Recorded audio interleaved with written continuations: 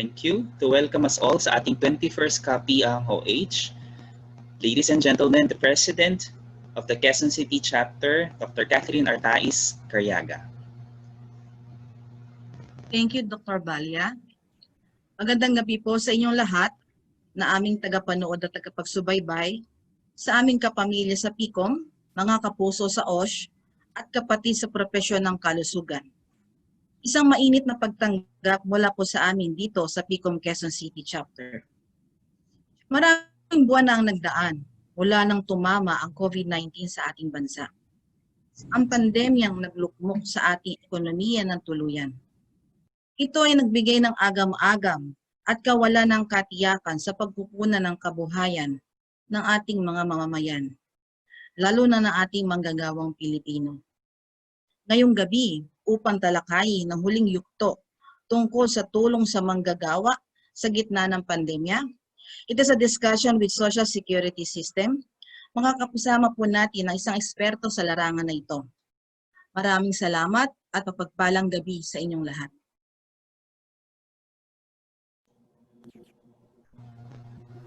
Maraming salamat po, Dr. Carriaga. I am also tasked tonight to introduce our guest speaker. Our guest speaker had his Doctor of Medicine at the Angeles University Foundation in Pampanga. He also had his Master's in Public Administration at the Jose Rizal University. His trainings include, he had various trainings here and abroad. To name a few, he had training in international training course on comprehensive rehabilitation for workers with physical disabilities in Bangkok, Thailand.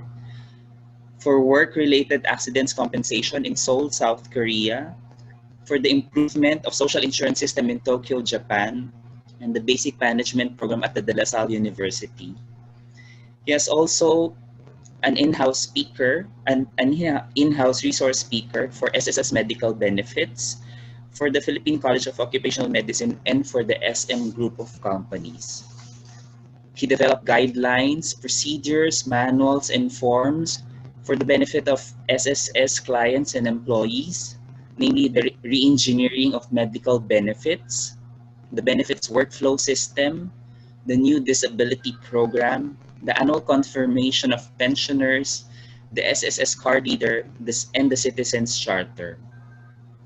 He is also the current chairperson for the Services Committee for the Quezon City Bahaghari Executive Lions Club, and also serve as the medical director for the Lions Club International District 301-D1. His past positions in SSS include as an assistant physician, a junior physician, OIC for the department head, supervising medical specialist for the Medical Program Department, and now currently as the acting department head for the Medical Program Department of the Social Security System, Quezon City. Friends and colleagues, let us all welcome our guest speaker for tonight, Dr. Roberto Putong. Thank you very much, Dr. Balya. Dr. Catherine Carriaga, President of PCOM Quezon City Chapter, its officers, Board of Directors, Occupational Health practitioners, ladies and gentlemen, good evening. In behalf of our division head, Dr. Morales, I would like to congratulate your organization for coming up with Kapihang OH online edition. I believe I just heard that this is the 21st session, so that's a big feat, no? We really appreciate being tapped as resource person in such assemblies, as it gives us the opportunity to impart the benefits SSS provides its members, as well as update our stakeholders on the latest policies, guidelines, and procedural changes. I hope this evening will be fruitful for everyone. And to start off, allow me to present our mission and declaration of policy.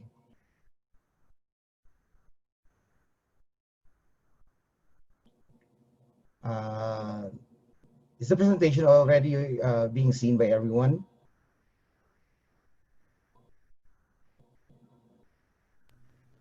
Yes, Doctor. Okay, thank you very much. The mission declaration of policy is that for the state to establish and develop and promote a perfect and sound, viable, tax-exempt SSS suitable to the needs of the people throughout the Philippines, and which will promote the social justice, meaningful protection to its members and their beneficiaries against the hazards of disability, sickness, maternity, old age, death, and other contingencies resulting to loss of income or financial burden. With that in mind, the medical benefits granted by SSS are as follows. So you have your sickness, your maternity benefit, and the disability benefit. So we cater to the employed members, the voluntary and self-employed members, and also the OFWs, or the overseas contract workers. For tonight, we will be discussing all three benefits, but I'm sure we will concentrate more on sickness in as much as there are so many updates on COVID with regards to our policy on sickness benefit.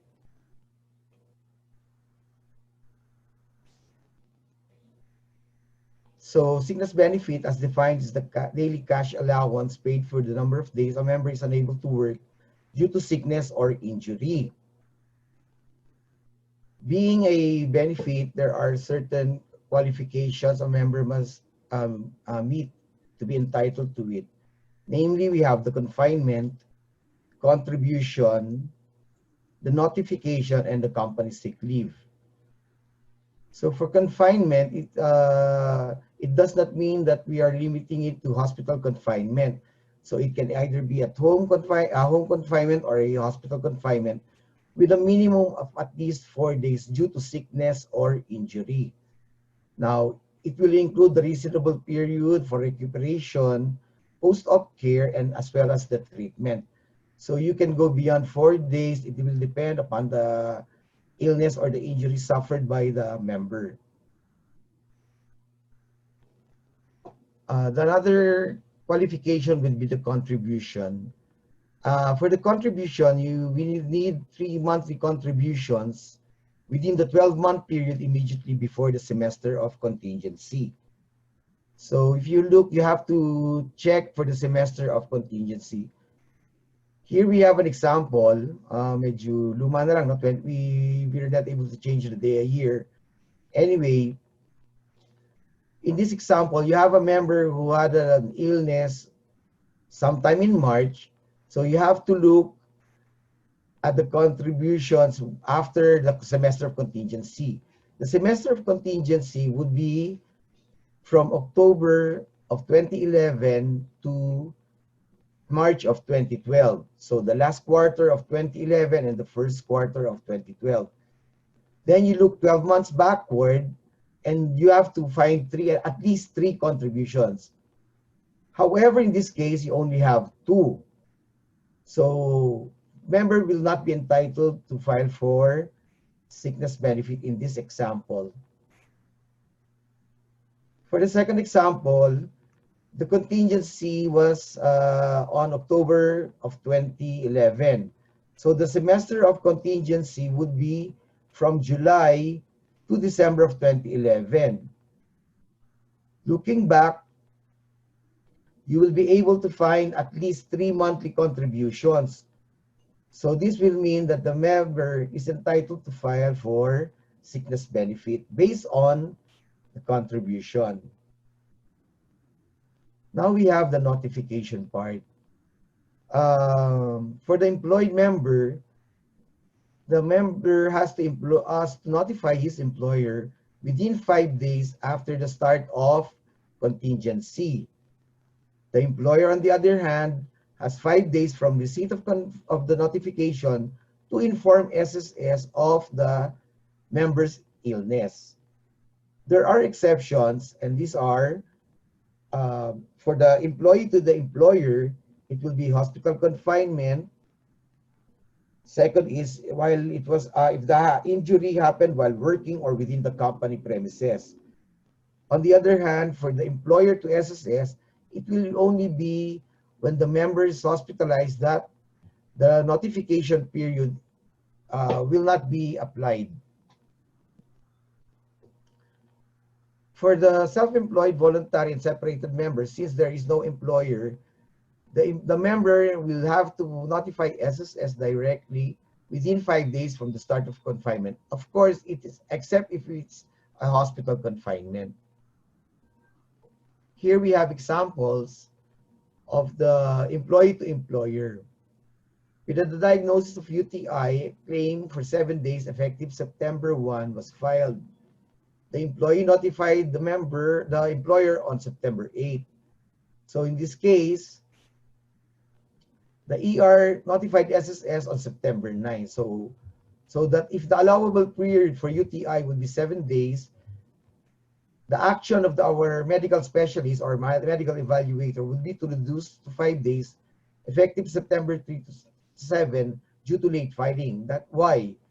Because the employee notified the employer on September 8. So he's just given 5 days from the start of confinement, which is September 1, to inform the employer.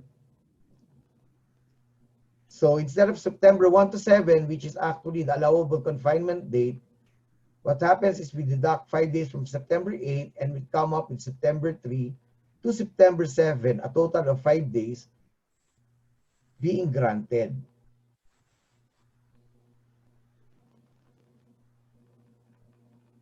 In the next example, we have a member who has chronic bronchitis, claiming for 10 days effective July 1. Excuse me. The employee notified the employer on July 11, and then the employer notified SSS immediately on July 12. With an allowable confinement of 10 days, the application of the late filing would be from June 11, we have to subtract 5 days and we will come up with July 6. So the approved number days will only be 5 days effective July 6 to July 10. The reason is that employee is late in notifying the employer for 5 days. For the third example, we will show you how the employer to SSS is applied, the late filing. For the diagnosis of UTI, assuming that the employee has notified the member on September 4, therefore the EE to ER is not late, but then the employer notified SSS on September 12. With an allowable confinement of 7 days, the approval would be effective September 1 to 7. So we'll be approving it in full medically. Now, upon filing of the reimbursement, since September 12, we deduct 10 days from September 12 because the total of EE to ER and the ER to SSS is 10 days. So September 12 less 10 is that you will have September 2 to September 7, which is the amount to be reimbursed only to the employer. Another example is that for chronic bronchitis, you have 10 days effective July 1. If the employee has notified the employer by July 5, but it is the employer who notified SSS on July 15, the allowable confinement will be approved in full, July 1 to 10. However, upon filing of reimbursement, what will be approved will be from July 5 to July 10 because we will be deducting the amount from July 15 of 10 days, so July 5 to July 10. All right. So a short on the effects of notification, on late notification. If the employee will be late in notifying the employer, the penalty is applied on the notification form. On the other hand, if the employer is the one who is late in notifying SSS, penalties are applied on the reimbursement. So that makes it clear that there is a need for the employer, upon receipt of the evaluated sickness notification form, to advance the amount stated approved by SSS Medical. And after that, we'll have to file for reimbursement. the last, excuse me again, the last will be the company sick leave. As for the company sick leave, employees shall consume first all current company sick leave with pay before filing for sickness benefit claim application with SSS. This will hold true and is reflected only upon filing of reimbursement. So that in the notification, regardless if the member still has available company sick leave with pay, as long as the minimum number of days that the member was absent was 4 days, member may file for sickness benefit. So let us take a look at this example. The member had influenza and is claiming for 4 days effective September 1. Our action will be to approve the 4 days effective September 1 to September 4. Now, since the member has an available company sick leave with pay of 2 days, when filing for reimbursement, the employer will have to file for only 2 days, since the 2 days will be paid through the company sick leave.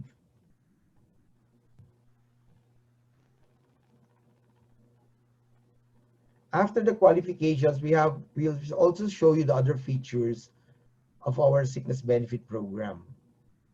So a member can avail of as many as up to 120 days in one calendar year. So this is not per sickness, but in totality. The 120 days is in totality. Now, any unused portion cannot be carried forward or added to the number of total compensable days for the following year.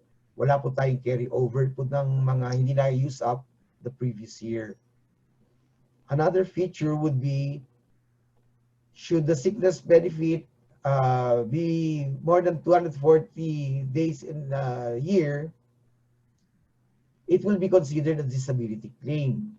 Since the sickness benefit is temporary, so if it becomes after 120 days, we deem it to be permanent already, we will already be granting you the disability claim instead of an additional 120 days for the succeeding year.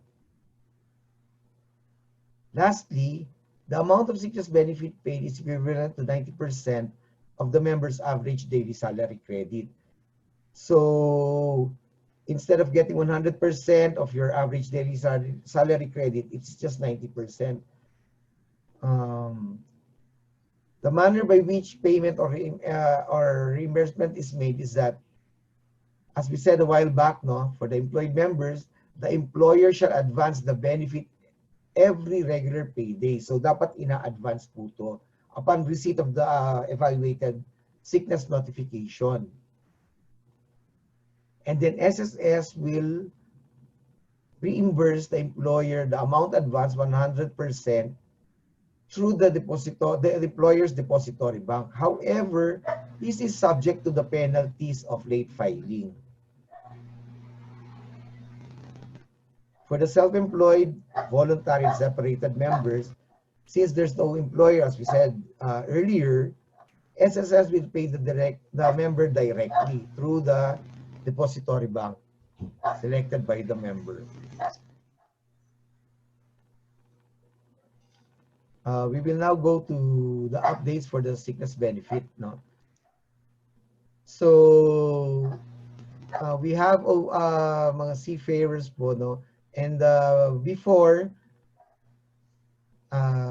ito po yung sa sick wage benefit po, no? They were granted sick wage benefit on top of the SSS benefit that they are entitled to.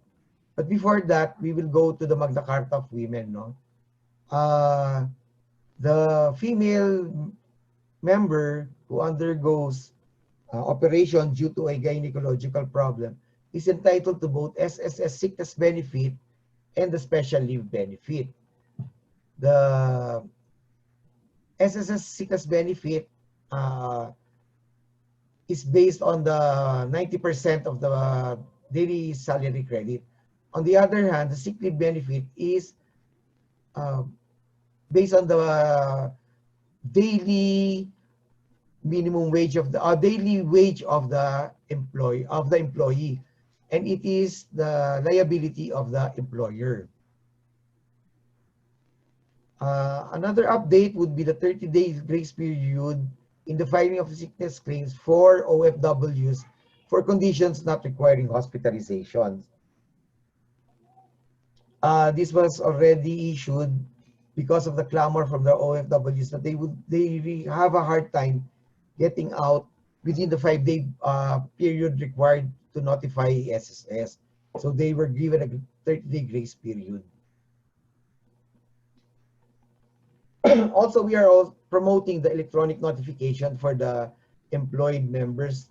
This is for the employers, no? You can use this facility so as to avoid late filing on the part of the employer.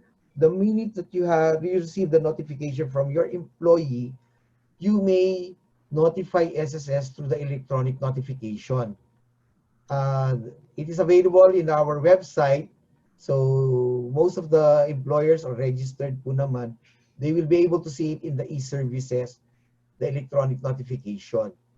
By doing so, you will avoid the penalties of late filing. Okay?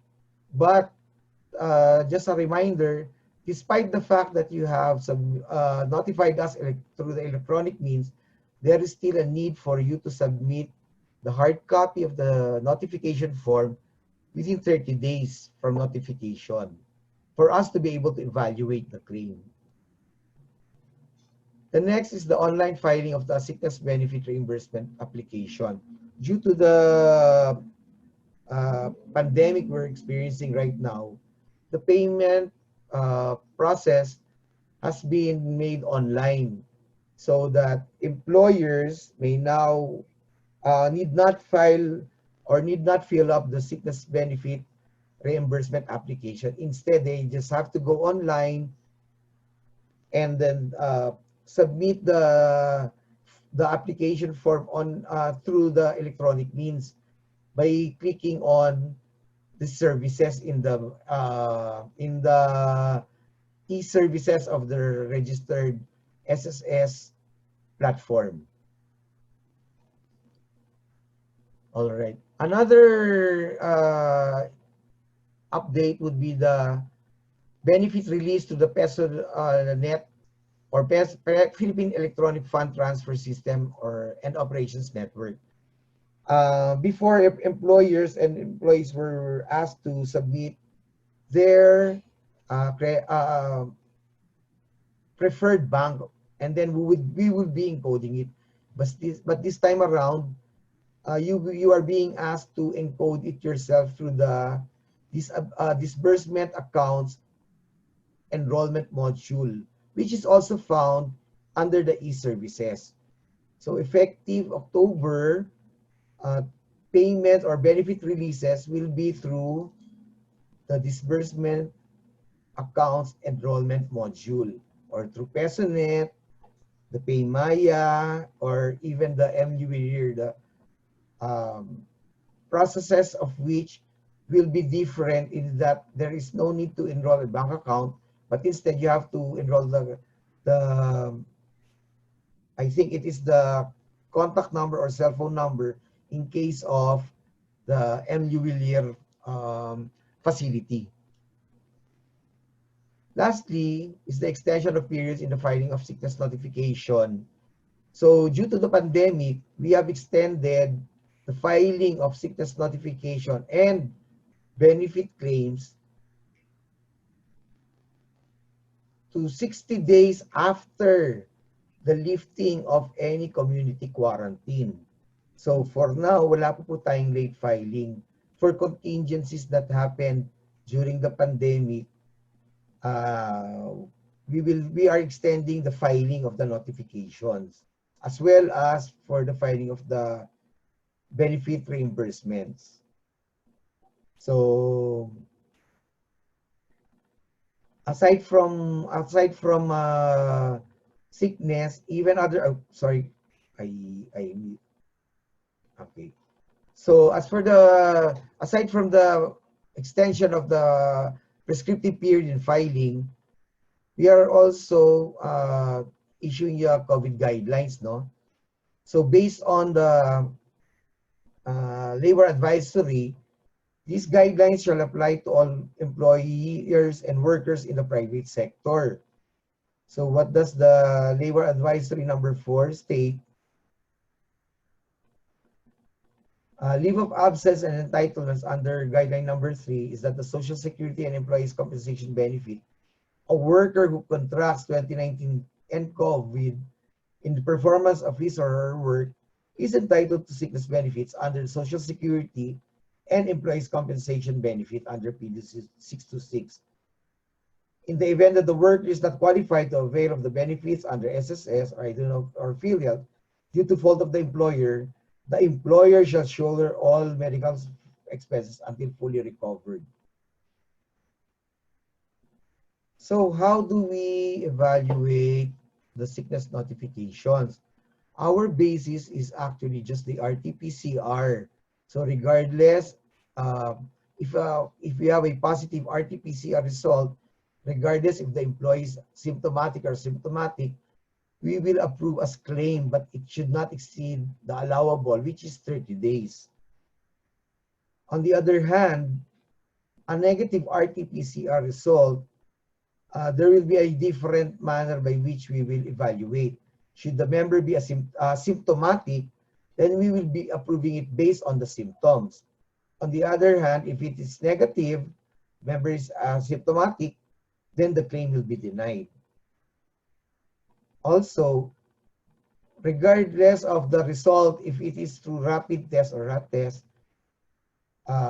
it is only when the member is symptomatic that we will be approving the claim based on the presenting signs and symptoms. And if it's negative, it will also be denied.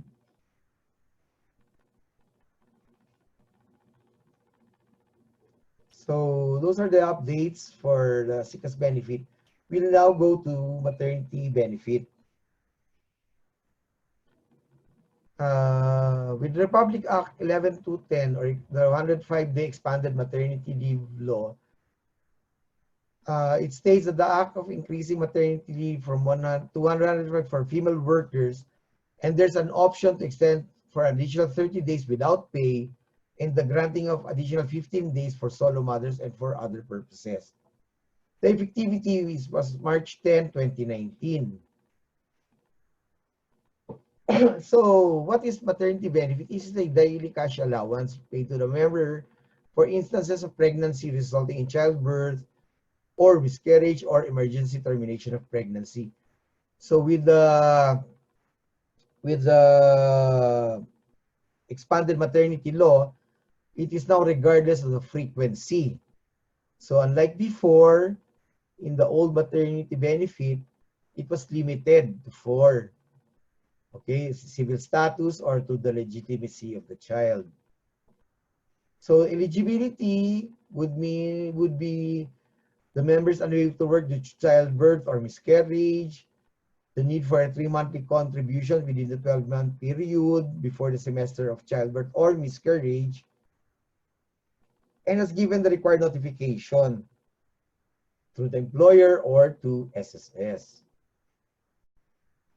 So the maximum availment, as I said, shall be paid only for delivery or miscarriage regardless of the frequency. So for twin or triplets, payment shall only be 1, and the prescriptive period filing will be 10 years. So your 105 days, can be credited kasi we have members who would file for maternity leave earlier than the expected date. So that will be considered part of the maternity leave and shall be called as the postnatal leave. However,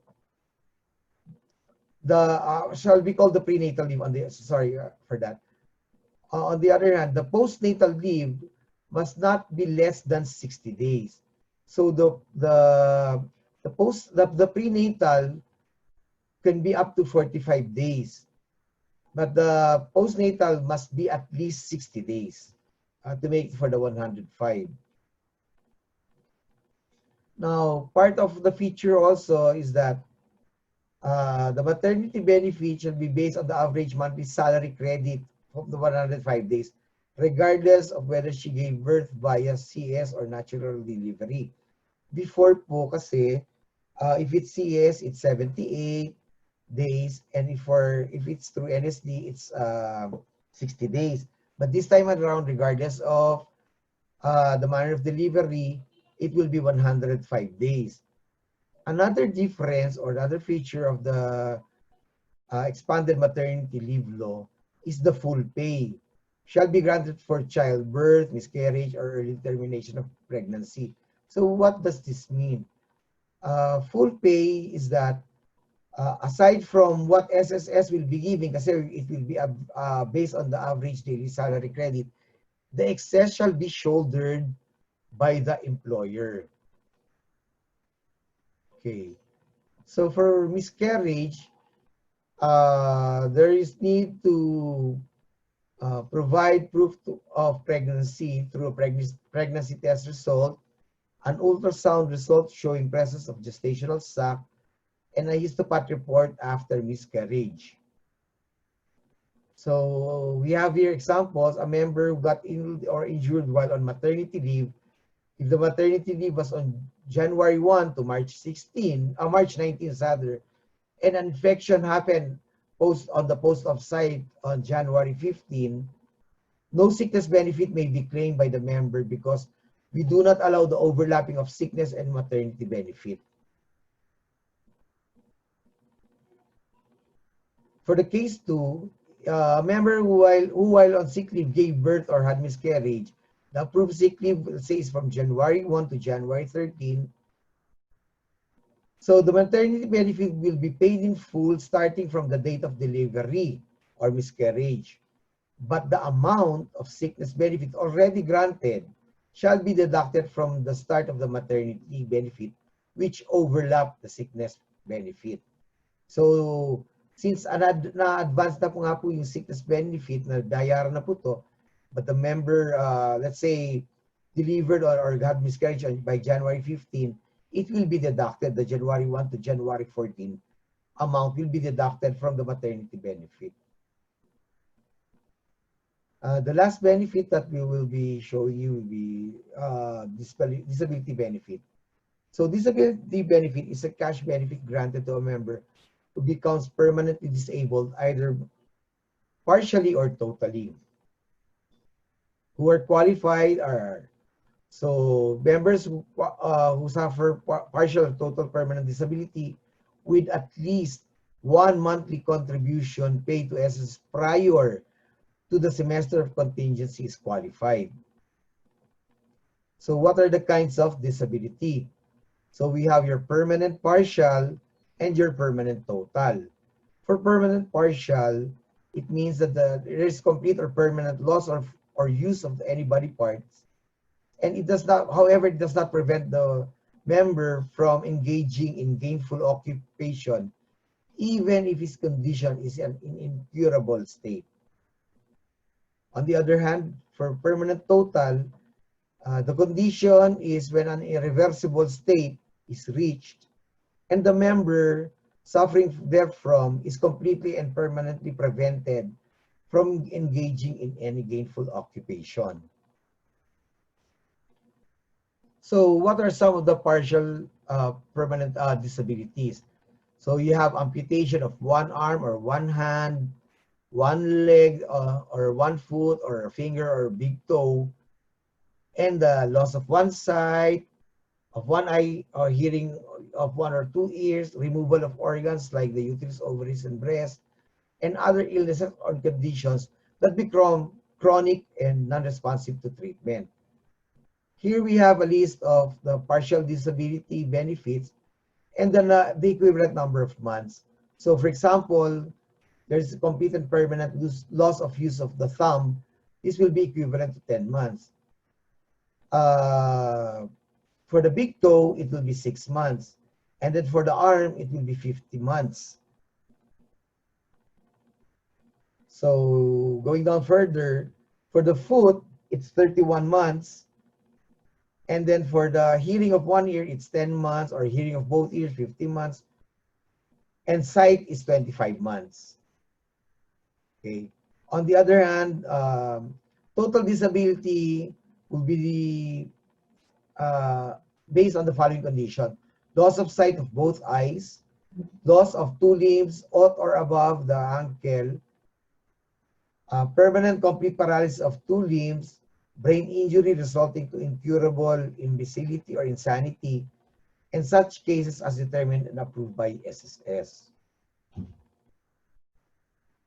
So the components of disability benefit are as follows. So the basic benefit would be the monthly pension. So requirement would be the member must have at least 36 monthly contributions prior to the semester of contingency to be entitled to a monthly pension. Should it be that the member has less than 36 monthly contributions, then the member will be granted lump sum benefit or one-time payment. Member shall also, for those receiving monthly pension, they shall also be entitled to a supplemental allowance of 500 per month, especially for the total disability pensioners. Excuse me. There is also the 13-month pension, which is payable every December for both total and partial disability pensioners. Then, for total disability pensioners also, they are entitled to receive 10% as dependent pension for every minor child, but not exceeding 5, beginning with the youngest and without any substitution. So when to file? Prescriptive period is 10 years from the occurrence of the disability.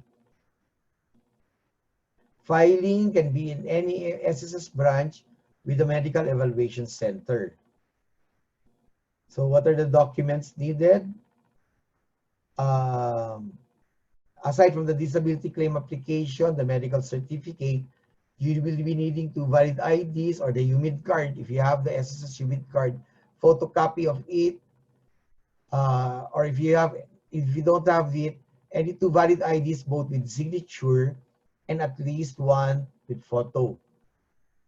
And this is the new office order requiring the members to enroll their accounts at in the disbursement account enrollment module found at the my.sss, and other documents as may be required by SSS, mostly medical documents. So we also have the annual confirmation of pensioners, no? So that for total disability pensioners, they are required to present themselves for PEI or physical examination and interview during their month of birth. The grounds for suspension of pension of a total disability pensioner would be for the in case of recovery from total disability, reemployment or resumption of self-employment, and the failure to present himself for PEI at least once a year upon notice by SSS. So this is where the ACOP comes in. I believe this is my last slide, no? Thank you very much for your undivided attention. So turn you back to the moderator. Thank you.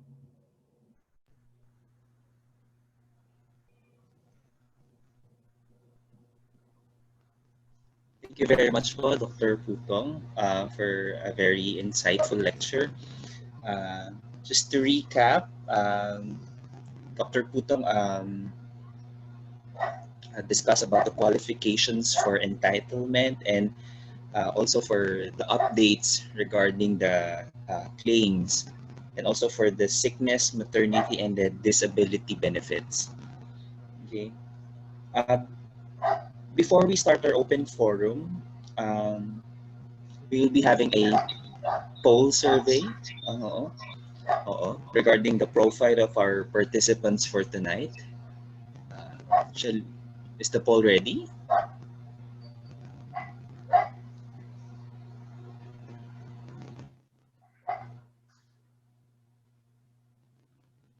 Our participants, while waiting for our poll, you can also type in your questions in our chat box.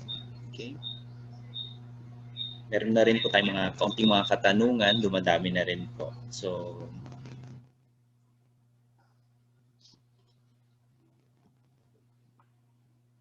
also, we would like to thank you all for participating and listening into our Kapihang OH.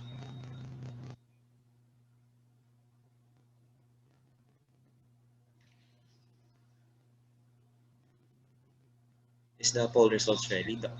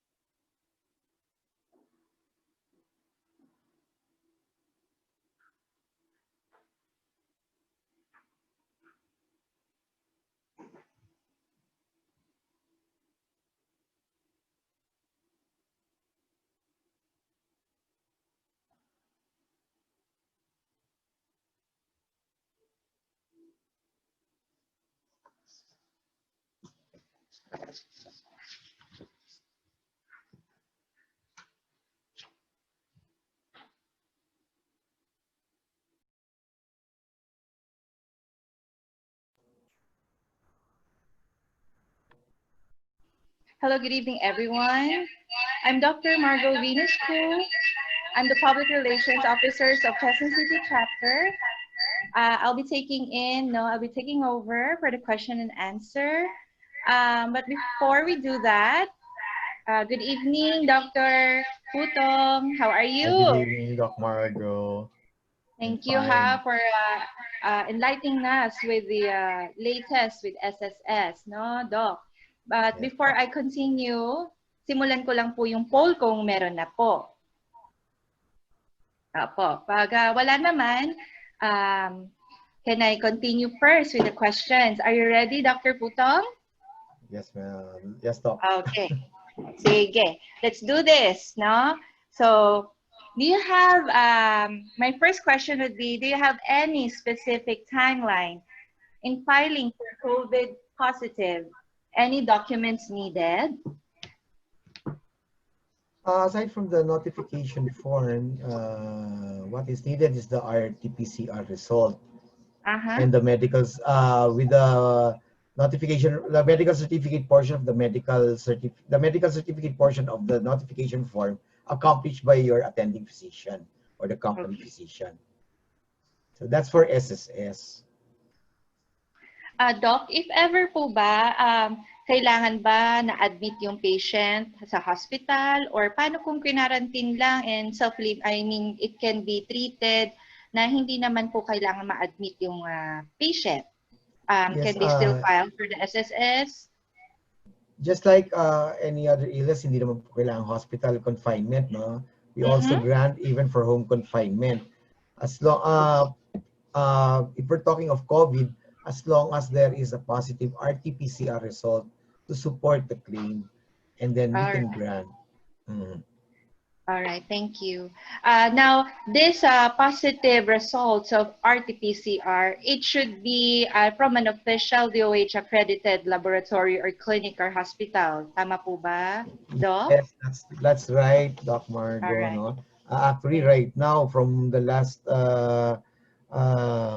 reading I just saw, no, there are about 142 accredited testing centers, 58 of which are here in NCR. So, unlike in the initial months of COVID, na medyo mahirap yung pagpapa-RT-PCR.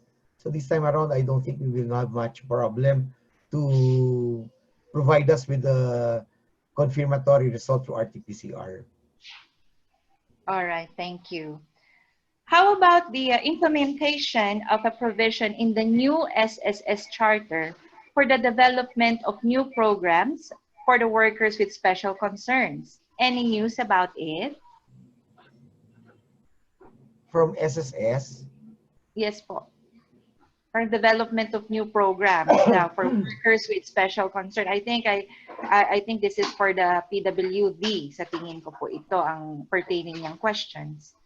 Right now, ang additional would be only be on part of excuse me, will be on the part of the benefit na i-grant from management, no? We actually have not talked of any other benefits yet for the persons with disability. No, kasi we look at it all as similar lang naman for our members. So probably there is in the management portfolio already, but it hasn't been cascaded down. I see. Okay, but thank you for answering that question.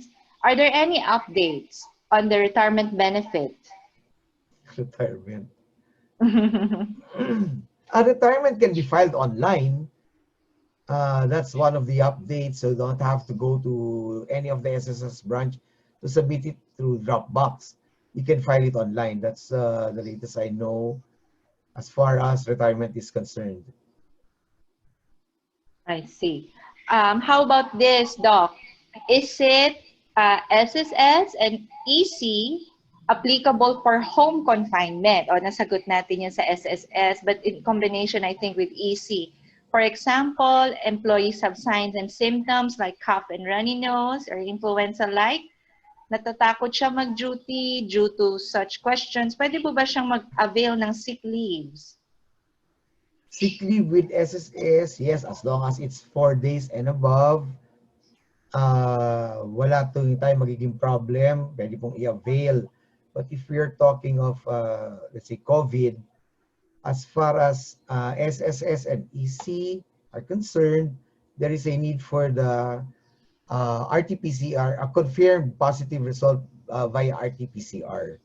RT-PCR. So we always emphasize RT-PCR.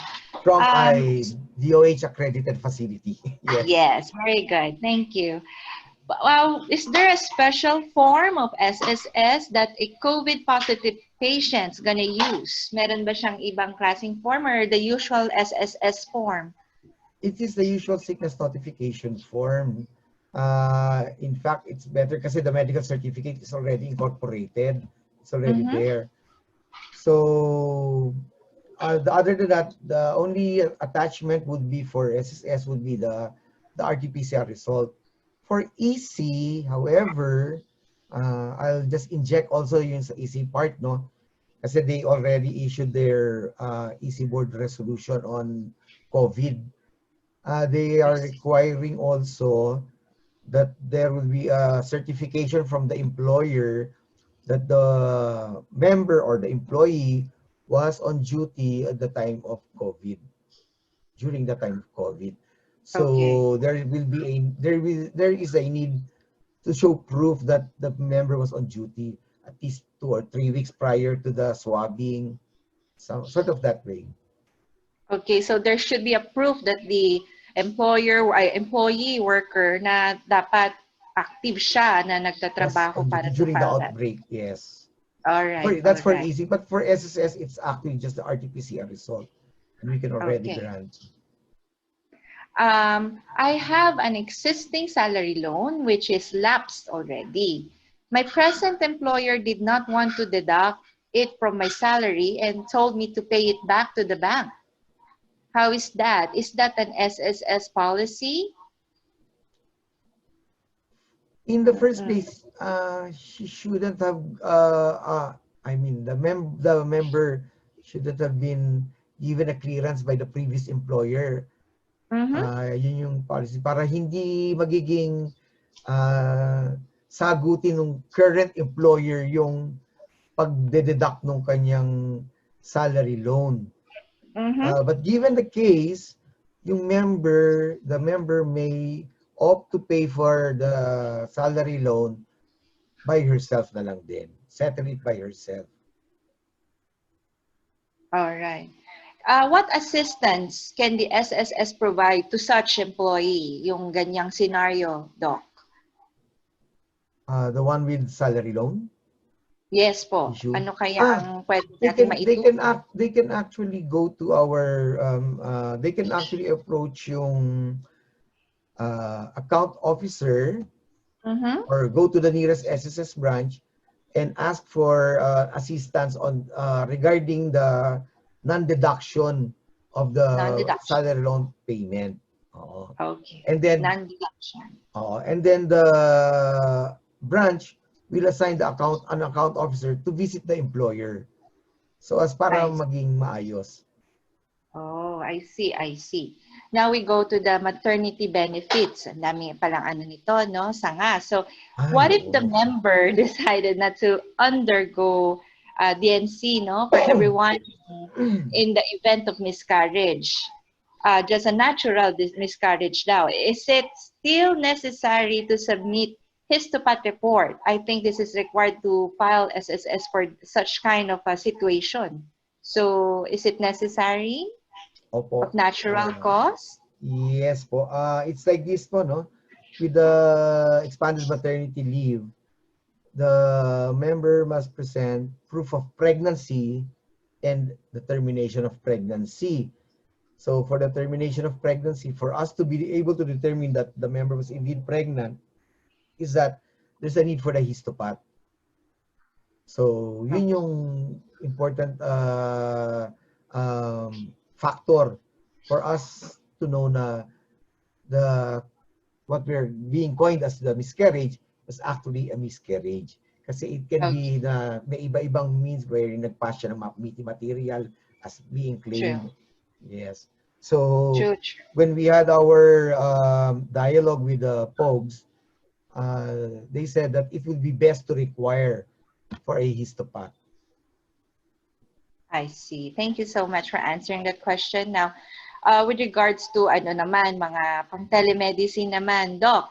So, is it acceptable ng sa SSS po in filing the SSS sickness, but it was advised through teleconsult by our company physician because everyone is work at home. So, nowadays, telemedicine na po ang namamayagpag, Doc Putong. So, paano po ito? Is it tatanggapin po ba ng SSS ito? Ano ang aming pwedeng ibigay na document? Mga ganun po. So in case of telemedicine, I would like to ask also, what is it that is being given to the patient in terms of the prescription and everything, or the billing, or ano? I think there's a medical certificate being issued also by the practicing doctor. That will suffice in lieu of the accomplishment of the medical certificate portion ng sickness form namin. Okay, so yun po ang gagamitin na form pag telemedicine. Okay. Yes, kasi they can ask for yung medical certificate from the attending physician. I see. If asking for the medical certificate, yun po, ano pang dapat ang mga nakasaad doon, nakasulat, para at least formal po ang pag-ano ng medical certificate? Kailangan ba nandun yung diagnosis, yung mga ganun po? Correct po, no?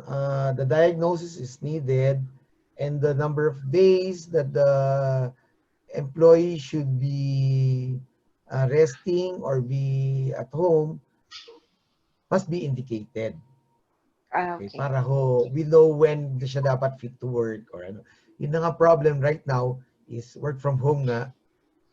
So there'll be a conflict whether talaga ba nagre-rest yung tao. True. Yes. Or nagdo-double compensate kasi earning pa rin from the company at the same time nag-aano siya from SSS, nagpo-file siya ng benefit from SSS. Exactly. That's why in such cases, the notification form must be certified also by the employer that the member was indeed absent. Okay. So yun din ang kailangan, sir, ng mga nasa work at home, filing for SSS, that there will be also a certificate from the employer that this indeed the worker. The notification form itself has a portion for the employer certifying that the member was indeed absent, and it states the start of the sick leave when. And then we will correlate it based on the number of days the attending doctor would recommend. Okay. So at least Thank may check and balance na hindi naman Yes, it's nagdo-double true. compensate si employee. Yes, it's true. Now, is there a specific timeline for filing claims for COVID patient home quarantine for more than 2 weeks and hospital admission? Kasi minsan, di ba, Doc, mag-positive si patient, maho-hospital siya, uuwi yan, hindi pa yan i-integrate sa workplace niya, Workplace, pa-admin pa yes. ng 2 weeks. So, Yes. paano po ang, may specific timeline po ba ang pag-file ng SSS from there to that point? Right now, ayun nga ako, naglabas kami ng office order stating that for contingencies that happened during this pandemic, so from March up to the time na i-lift ang community quarantine in totally normal, back to normal na tayo, there is an additional 60 days to file for any sickness notification. Not just for COVID, but for all other illnesses. Kasi we know for a fact that it is very difficult to secure documents, have your notification forms accomplished by the attending physicians, so on and so forth. So the extension in the filing will be very beneficial to our members. That's true. Totoo naman po yun. Now, is there an update po, Doc, sa ating mga hotline and online na services ng SSS po to be, accessible again? May bago po ba tayong The way contact to numbers, communicate? the contact numbers remain to be the same. However, yung aming pinaka-online would be through yung member relations department. So once they log in, they are registered, they can log in, they have logged in, they can simply come up with their complaints and address to member relations department, and they have the system by which pumapasok na dun yung complaints nila, and it is sort of diverted directly to the department concerned. Okay, pag napadala po yung kanilang concern, if I may, this is through messaging, right? Or email ang dating nun? Through email po. Okay, how many days are they gonna wait na indeed natanggap po ng ating SSS na ahensya yung kanilang gusto nilang concern? How many days ang waiting period naman nila? Parang ganun po. For the answers. Yung system po dun sa MRD, which is the Customer Relation Management, CRMD, Customer Relation Management System, CRMS. Actually, upon receipt, automated po ang pag-reply na acknowledge receipt po yung kanyang email. So it's acknowledge receipt, but then it will be forwarded to the concerned branch or department. Oh, thank you. So ano ang waiting period niya? Ang SLA would be 5 days ang initial reply po ng concerned branch. Okay. For the 5 days, upon forwarding of the receipt. system. Okay, forwarding of the system. Okay, so forwarding of the system, and then like within 5 days, after 5 days po, Doc, dapat makatanggap. After 5 days. After 5 days after 5 days. Makakatanggap na yung nag-message ng kasagutan sa concern niya. Yes po. Thank you so much. Another question, Doc, kaya pa? Kaya naman pa, no, Doc? Yes, thank you. Okay. Can a close contact employee without symptoms who was advised to go on 14 days quarantine can file for leave on SSS? Yung close contact po natin ngayon. Okay. But asymptomatic? Yes, asymptomatic. Sige, let's go for asymptomatic first. Okay, pag asymptomatic po, I don't think we will be able to grant kasi the sickness benefit is for illness or injury. So the preventive if the patient measure, develops, if the member would develop symptoms, signs and symptoms, and the attending physician would attest to it, ang pag-grant po namin will not be through a COVID package, no? It will be based on the presenting signs and symptoms. If it's influenza-like, then at least just 4 to 7 days na ika-grant po for in such cases. Pero pag ano ho, it's simply because close contact and then pinag-quarantine and they will file to SSS, I'm sorry, hindi po namin siya ma-evaluate or ma-approve. Thank you for that clarification. Now, is it valid if the medical certificate attached to the SSS sickness notification form is printed copy only since it was only sent through email by the company physician? So, ano po ba ang ano to, Doc? Validity, kailangan ba printed or okay lang po through email sent by the company physician?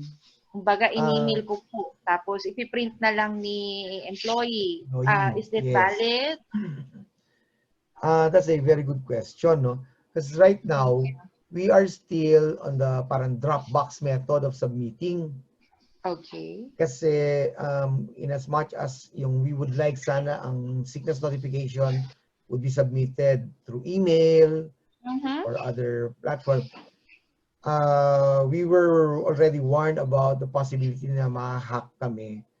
Just like what yung SBWS experienced, no? It's another benefit that was granted recently ng SSS. And then, ang daming nag-hack. So, nag-crash yung system. So, they don't want yung sickness benefit din also to experience that thing, no? That's why they say na, let it be na through Dropbox muna. But we are working on a way by which it can be submitted online. As for the question, since yun nga ang attached, ang meron available ang member of is a scanned or a photocopy of the attending physician certification, then we can accept that at the moment. Considering na ito nga po, medyo mahirap ang situation to go to the doctor to have the medical certificate portion of our form accomplished. Pwede naman po at the moment. Okay, so for the moment, let me reiterate ha. Pwede po yung email ng doctor provided that ano po ang authenticity nun or patunay na as the email is coming from a doctor, hindi naman ano. Kasi before, di ba, dapat talagang document. Tama po ba, Doc Putong?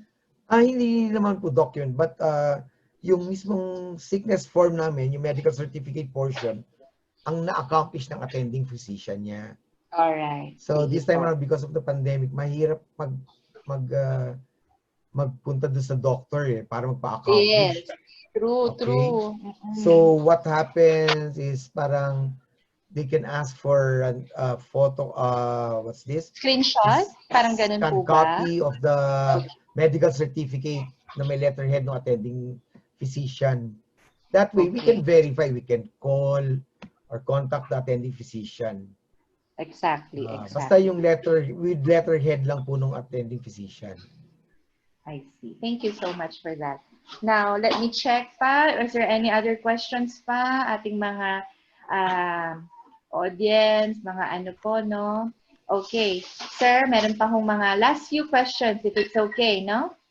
Yes, ma'am. Ito naman po concerning about the family of the worker. So, how can SSS ensure that the employer will advance payment for sickness days approved by SSS?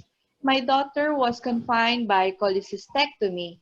She was asked by her employer to sign the receive and reimbursement form after about 2 months of follow-up, but received the cash benefit only after 8 months. What is the usual time frame we can expect to receive a response from SSS to a medical claim? As for the notification po, it should be that within a period of 7 to 10 days, available na po siya through the web services. Mabe-verify na po yan ng employer so that they can advance the number of days in-approve namin. Okay. So 7 to 10 days. All right. 7 to 10 days po, available na po siya online. The employer, the employee can verify the number of days na in-approve for their claim. And it is the obligation of the employer to pay in advance. Kaya nga po ang term is that sa partner employer is reimbursement because may in advance sila. It shouldn't be na maging basis is we will wait for the reimbursement before I give you the amount, the money. Dapat po talaga upon receipt of the approval ng SSS, ng medical ng SSS, i-advance po ng employer. So that's how the system works. Ina-advance po ng employer approval ng medical, and then they will file for reimbursement. The employer will file for reimbursement na lang po. Okay, okay. Thank you, Doc, for that clarification. Let me just go back dun sa ano po, no, yung pinafile po. Bale, yung una kong question before was di ba may sinabi po kayo na ina-answeran ng attending physician, do they still need to attach the medical certificate? Kasi may parang 3 parts daw po yun. Yes po, tama po, may 3 parts. Okay, ng SSS notification. So do we still need to attach the medical certificate? So technically, dapat po ina-accomplish yung part 3, the medical certificate portion. But as I said a while back, given that it will be very difficult, for example, in telemedicine nga po, instead of having the medical certificate portion accomplished by the attending, pwede naman po yung medical certificate na i-issue ng attending physician with their letterhead. Or kung telemedicine, how they go about issuing a medical certificate. That will be attached to the notification form. So mangyayari po, this time around, pwede naman po na blank yung medical certificate portion, hindi na-accomplish na attending.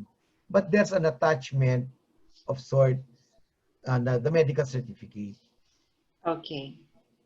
Ito po, last but not the least, Doc, kasi ito medyo, tawag dito, important. Now, we usually encounter error message often, even just for the simple generation of PRN for the payment of our SSS contribution. Paano po kaya yung Doc? Saan kami hingi ng assistance for that? Just like what I mentioned a while back, no? Pupunta po sila sa, they have to, of course, be registered sa aming my.sss. And from there, we can get in touch with the Member Relations Department. Is that a face-to-face or kaso or I think it is a parang web-based din po ito. And then once they encode yung complaint nila, it enters into a system, the Customer Relation Management System. So dun po na-filter na ho which department should answer the complaint or the query. So they can all do it through either, if they want, they can call the hotline. Hot naman talaga. So, from what I heard, it's so difficult to get through the trunk line. Or they can get in touch with the Member Relations Department through the SSS website. Okay, thank you. For the that's for the last question of the night, no? Yes, thank you, Doc, for answering all our queries. Pag sa any development po or latest po na updates for SSS, especially sa mga provincials po natin, kasi I think yun yung hirap yata sa ngayon, no? With regards to filing and everything sa province. Ano kaya ang ating assistance for that? Ano pa nga po, available naman, they can use the email. In some cases, pwede naman po mag-email sila sa branch mismo na kanilang pina-filean before. So we're coming up with the procedures on how to go about filing through email ng sickness notification. Kasi it's not just for the employed, but also for the self-employed and voluntary members. They too have a hard time, parang they have to go to the branch to submit through the Dropbox pa. So best would be through email, and we're in the process of having it approved already, yung process namin. So it will be IT-based na lang talaga on how to avoid na what's this, ma-hack kami. Na mas Yes. magiging mahirap later on for our members pag na-hack kami. All right. Thank you, Doc Putong, for answering all our queries. Now, wag muna po kayong umalis, Doc, ha? At sa bandang huli ba, mag-photo off po tayo, no? But, Yes, yeah, thank you so much for all the clarification and enlightenment, no? Thank you also sa QCC Virtual Kapihang team, by the way, sa mga nag-participate din ngayong gabi. Sana marami tayong natutunan, no? Bago ko po muna tapusin tong gabi, mag-poll po tayo, no? So, Doc Putong, mag-answer lang po muna kami ng mga ating poll kung ano ang sino at ating mga guests for tonight, okay? So, as you can see on your screen, meron po tayong QR code to access the survey. Or those who don't have the QR code app, you can go to www.menti.com and you can use the code 2474177, the numbers that are flashed on your screen, to access the survey.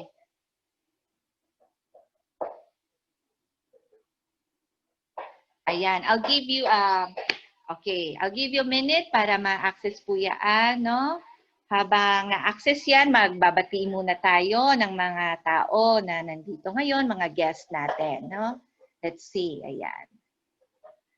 Tingnan natin ang ating chat room. Tonight, we have, how many guests we have? Oh, we have 144 participants tonight. So, flash on your screen is the www.menti.com. Okay, oh, there it is, no? Kaya na pala. Mabilis lang pala ito. Sige, unahin muna natin ito. So, the industry sectors that our company belongs, no? Ito po yung ating mga poll. You have the 35, 34. Ay, nagtatayuan pa. Sige, go for it. Okay, steady at 35%. Human health, no? Na industry.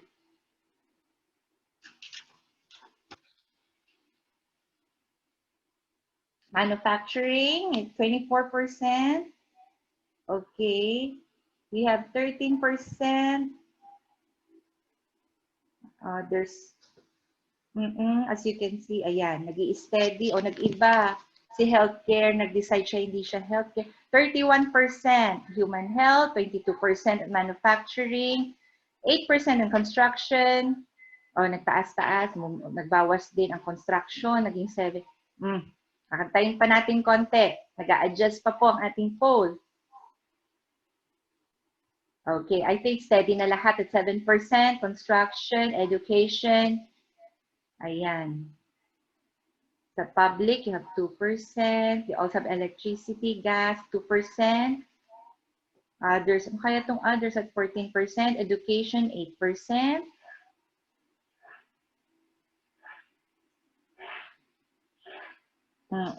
So, sige. Mukhang hindi pa tayo stable. I-ano pa natin. Mukhang lumalaban pa ang ating poll for the final data stabilization. So, sa narinig natin sa ating SSS forum, tama ba, Dr. Putong? You have 5 days to inform the employer.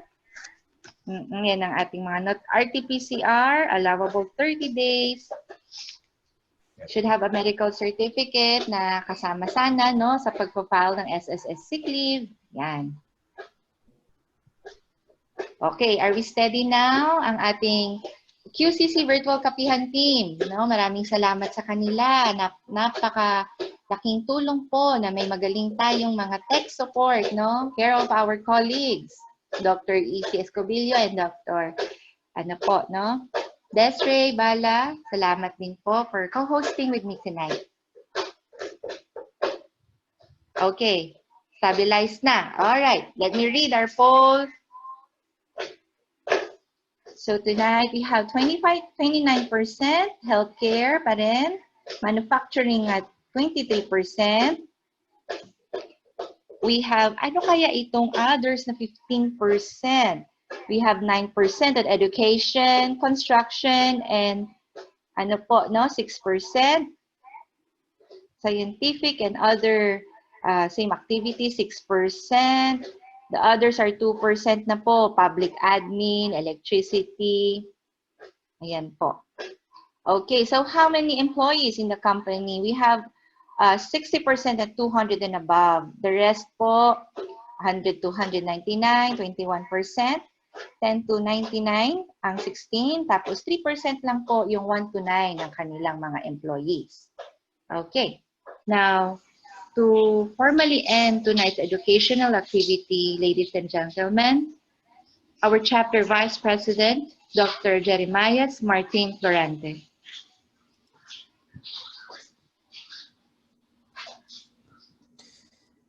Thank you, Dr. Aku. Before I formally close our 21st Kapihang OH, allow me on behalf of the men and women of the Quezon City chapter of the Philippine College of Occupational Medicine to express once again our deepest condolences to the bereaved family of the late Dr. Rustico Jimenez, one of the past national presidents and pillars of the Philippine College of Occupational Medicine, and active president and the face of the Private Hospitals Association of the Philippines Incorporated in this time of pandemic. May his passing be an inspiration to all our frontliners in continuing to fight against this disease. I believe that together we will heal and recover as one. Again, our sympathy to his family. On the lighter note, another night of interesting intellectual discussion has been finished once again. I hope we have learned a lot tonight. At the same time, I also pray that whatever we have learned this evening will be shared by everyone to their colleagues in their respective workplaces. In behalf of the Quezon City chapter of the Philippine College of Occupational Medicine, or PCOM QCC, I would like to thank Dr. Roberto Putong of the Social Security System for sharing his time and knowledge on the benefits our workers will receive once affected by the coronavirus disease 2019, or COVID-19. We all know how this pandemic has affected us all, from personal to financial health. Hence, these kinds of educational activities which are geared in helping our workers and their families. Tonight's endeavor is actually the last of the three-part series on Tulong sa Manggagawa sa Gitna ng Pandemya. The first being a discussion with the Philippine Health Insurance Corporation, or PhilHealth, and with the Employees Compensation Commission, or ECC, a few weeks after. Tonight's activity is record-breaking also for the Quezon City chapter, as we have reached 154 participants, the highest so far since this Kapihang ventured into the virtual platform. To those who were not able to participate in our first of this series, you may access the 18th Kapihang OH at our official YouTube page, PCOM QC chapter. This is on PhilHealth's assistance to our workers affected by this public health crisis. However, ECC's discussion on how the government agency will be able to assist our affected workers was not allowed to be posted due to some technical reasons. But you do not have to worry, as we will continue to accept your queries through our email address, picomquezoncitychapter@gmail.com, should there be any, and forward the same to the proper authorities for answers. We will then forward it to you for enlightenment, guidance, and/or reference. Likewise, for the information of everybody, the video recording of the 20th Kapihang OH entitled Probing the DTI Dole GMC 20-04-A, an in-depth discussion on DTI Dole supplemental guidelines on workplace prevention and control of COVID-19, is now having its premiere at our official YouTube page as we speak. So after this Kapihang, you might want to review the said educational activity. Talagang dito sa Quezon City chapter ng PCOM ay hindi kayo mauubusan ng tamang impormasyon para sa kaligtasan at kalusugan sa ating mga manggagawa. At this juncture, allow me to express our heartfelt gratitude also to our national chapter headed by Dr. Phil Pangilinan, and to our Quezon City chapter officers and members for their continued support.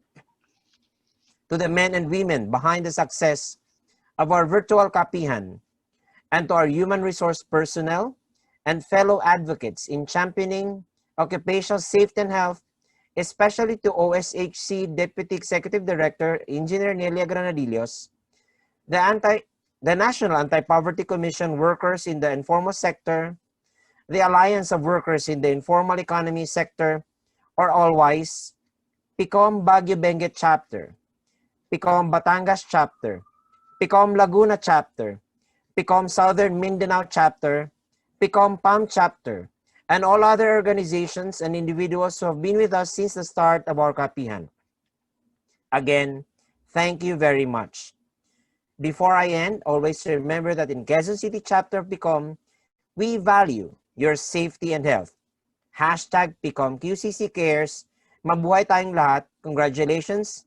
Good evening. Keep safe and healthy always.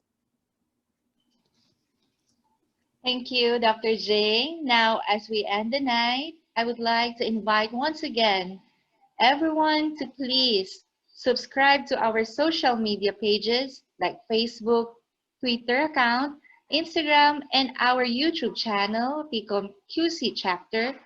Please don't forget to hit like and share button. Tonight, please stay tuned as we are going to premiere the 20th Kapihang OH on the DBTI Supplementary Guidelines on COVID-19 Control. That would be at 8:45 p.m. Again, do like and subscribe. So mga ka-OSH, this is the moment we are waiting for, no? Magpipicture taking po tayo, no? I suggest that everyone should open their cameras now and smile. Our technical team will count para makunan tayo ng picture. Muli, maraming salamat po sa inyong mga pagdalo.